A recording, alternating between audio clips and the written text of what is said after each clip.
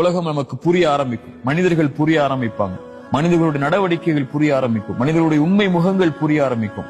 மனிதன் பின்னாடி எப்படி நடந்துப்பான், முன்னாடி எப்படி நடந்துப்பான், அவனுடைய வார்த்தைகள் எப்படி இருக்கும், முன்னாடி பின்னாடி எப்படி இருக்கும், உங்கள் நலவு விரும்புவானா இல்லையா, உங்க கண்ணியத்தை மனிதர்கள் பாதுகாப்பார்களா இல்லையா, இப்படி எல்லாமே உங்களுக்கு ஒரு நாள் புரிய வரும்.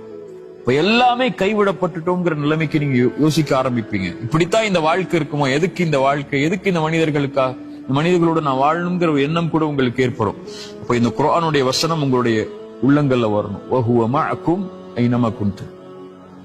எங்க நீங்க இருந்தாலும், எந்த சூழ்நிலையில இருந்தாலும், எந்த மனிதர்கள் உங்களை கைவிட்டாலும், இந்த உலகமே உங்களை அங்கீகரிக்கவில்லை என்றாலும், அல்லாஹ் உங்களோடுதான்,